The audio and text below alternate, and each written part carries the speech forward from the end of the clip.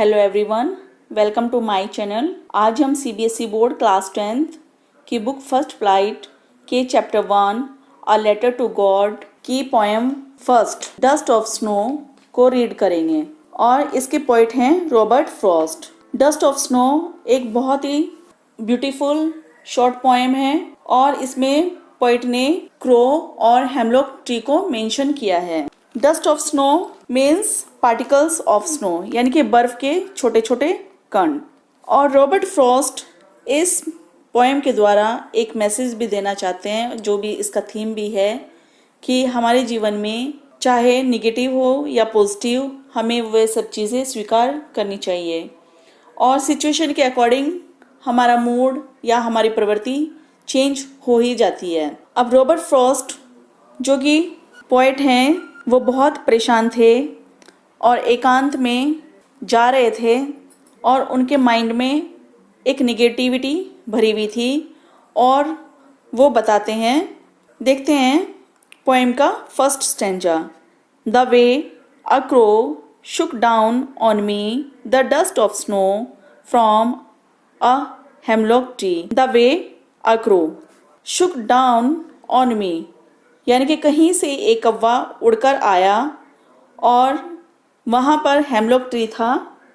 Hemlock tree एक poisonous plant होता है जिसके वाइट फ्लावर्स होते हैं और यहाँ पर क्रो ब्लैक कलर के अकॉर्डिंग जो है वो निगेटिव माना जाता है और हेमलॉक जो है पॉइजनस प्लांट के अकॉर्डिंग ये सब चीज़ें क्या है, निगेटिविटी शो करती हैं। रॉबर्ट फ्रॉस्ट कहते हैं कि जब वो हेमलॉक ट्री के पास से गुजर रहे थे, खड़े थे वहाँ पर, तो एक कौवे ने उनके ऊपर बर्फ़ गिराई और उस बर्फ़ के गिरते ही उनका मूड जो था वो एकदम से चेंज होता है। कैसे चेंज होता है? क्योंकि उससे पहले वो बहुत परेशान थे और उनके माइंड में अजीब सी चीज़ें घूम रही थी, बहुत सैड थे, दुखी थे।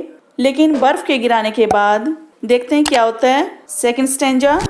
Has given my heart a change of mood and saved some part of a day I had rued. और जब कौवे ने मुझ पर बर्फ़ गिराई तो मेरा मूड एकदम से चेंज हो गया और मैं सोच रहा था कि सुबह से तो मेरा दिन बेकार था क्योंकि माइंड में इतनी निगेटिविटी थी, लेकिन जब मैंने ये सब देखा, नेचर को देखा, तो मेरा मूड एकदम से चेंज हो गया और मेरा बचा हुआ दिन भी ऐसा लग रहा था कि जैसे अच्छे से गुजर जाएगा।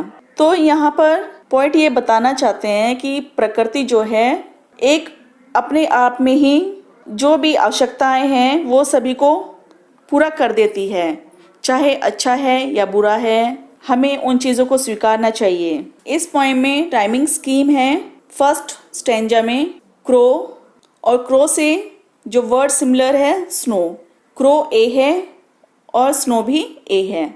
फिर नेक्स्ट मी का सिमिलर क्या हुआ? ट्री, ये क्या है? B, me B, tree B.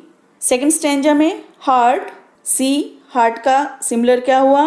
Part C. Mood D और मूड का सिमिलर क्या है? रूट, ये भी डी है। तो इसमें राइमिंग स्कीम है ए बी सी डी। अब इसके बाद आपकी आती है पोएटिक डिवाइस।